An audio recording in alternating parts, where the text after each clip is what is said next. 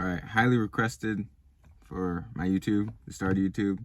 When I first started blowing up on TikTok, it was like super highly requested, but I just never ended up doing it. I already filmed the intro for this, but I thought it was like slow paced and kind of boring, so I'm redoing it. I basically just explained how I've only been lifting for like 2 years in total, like 2 years total lifting, but it's like not consecutive. It's over the course of like 3-ish years. I started my junior year when I was 17 in my weightlifting class, and then I ended up having to take a year off. I didn't have to, but through summer and the next semester I didn't take weight training, and then I took weight training again. So I ended up being like a whole year off. And from there, I've been lifting almost consistently. I lifted for my senior year, second semester, for another 4 months or whatever. And then in summer, I didn't work out no more because I graduated.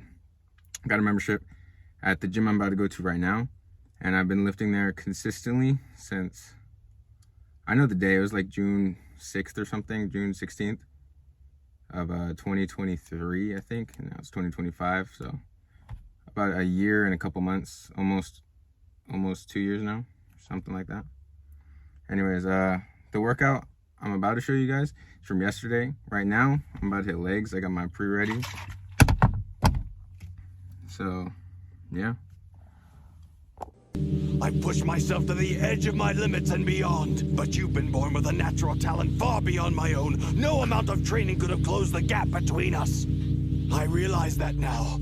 It was made painfully obvious to me today as I watched your fight with Bodybuilding's monster. Imagine my shock to see the undeniable proof, to discover that no matter how hard I tried, I would never be able to catch you. A warrior prince forever living in the shadow of a low-level clown. Vegeta, I don't understand. You've never allowed anyone to help you before in your life. Why start now? Why Bobbity? Because I wanted him to reawaken the evil in my heart. Would you look at that? I have a herniated disc, and I'm still squatting. Not very smart, but if I brace hard enough in my belt, my back stays like relatively fine. Anyways, I need to go to the grocery store to pick up a couple items that I'm missing. I pre-make all my meat, so like my chicken and my beef, I pre-make that for like 4 days, 5 days ahead of time. So I never have to like cook it, it's already ready. So I just eat it right away, so I have way more time that way. But I need to pick up spinach, salt, and hot sauce. Some sort of sauces make the taste better. You don't want to be eating meals you don't enjoy.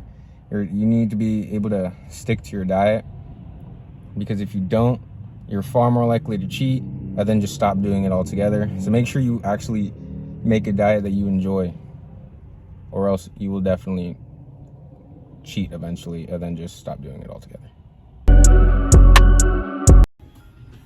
All right, we're in the grocery store. Got my items: spinach, salt, hot sauce, and I'm also getting this. 0 calories, it's cheaper. Who goes into a grocery store and doesn't get a little bit extra?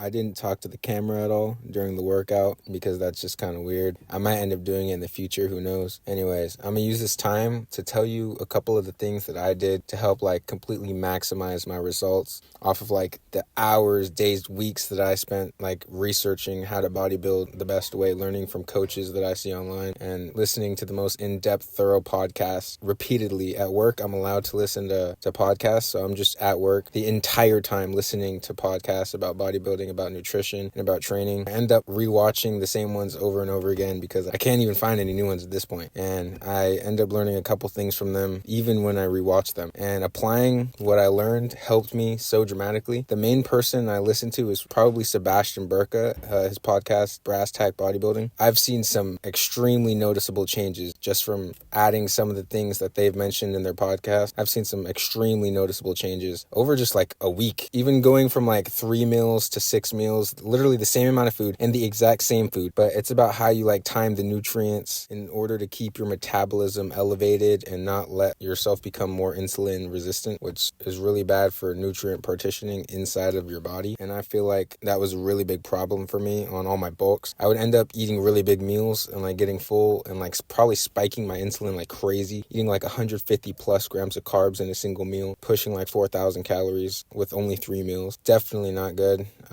I saw great improvements when I dropped it down to 6 and just ate what I needed to at that point in time. I'm sure everybody has heard of eating carbs, fast acting carbs like a Rice Krispie or honey or any kind of sugary candy like that right before a workout to get an extra boost of carbs and energy, because those things digest fast in your body. That's like the main source of fuel for your body. But there's a lot more than just that. Like fat digests a lot slower and makes it so when you eat a meal, you won't be as hungry as early. So if you keep your fat low, you'll be hungrier sooner. So that's why I'm eating 6 meals, and some of those meals I have to digest quickly in order to eat again in 2 hours or 3 hours. So I end up eating just lean chicken breast or really, really lean like ground meat and with some rice or something fast digesting like that. So then I'm ready by the time it's next meal.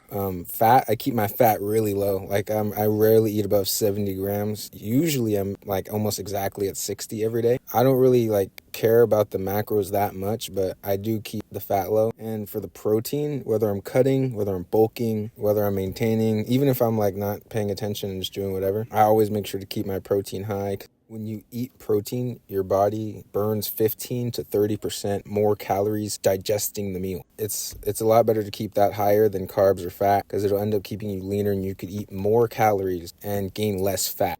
Also, protein is the least likely macronutrient to end up becoming fat.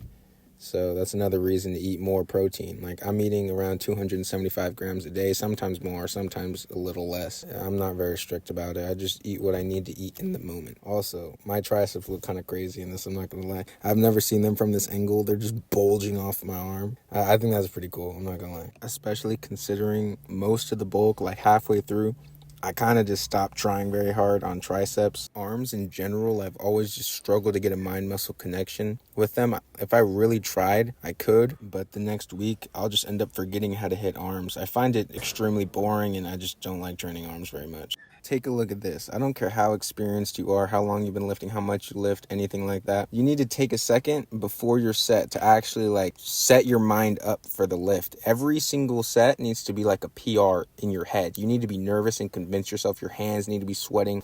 I'm telling you, it changes you. It makes you stronger. It makes you push yourself harder in the set. This is something you need to do. I just find it extremely beneficial. And I think if you want to make maximum progress, you should try it. Anyways, kind of got off topic there, but back to the nutrition. As far as carbs go, I've heard the most misinformation about carbs. People think you shouldn't eat it at all if you're trying to lose body fat, because compared to protein and fats, it's most easily converts into fat, depending on the type of carb, whether it's a fast acting or not, and depending on if your body actually needs it, because if your body doesn't need it and you eat it, it's more likely to turn into fat if you're in a calorie surplus. But if you're trying to lose body fat, that's just straight up bad advice, because you're not even eating enough to be gaining fat in the first place. So you need the carbs for the energy in order to have a good workout and push yourself as far as you possibly can in order to maintain the muscle that you already have while still losing the body fat. And that's the whole goal of a cut. It would have been very easy to throw some music over this workout footage, but I thought it would be more important to give you guys some good advice, because I know not everybody is as deep into it as I am. I took 2 different videos after this arm day, one in kind of like normal gym lighting and the other one in insane bathroom down lighting, the influencer lighting that everybody thinks I'm on steroids when I end up posting it on. Just so y'all could get like an idea of what I look like when I'm not posing, because usually almost all my TikToks I'm holding a pose, which makes you look substantially better, I promise you. Anyway, I'm gonna try to find some music that I could throw over the rest of the posing so I don't have to continue doing the voiceover. World of myself, seduction.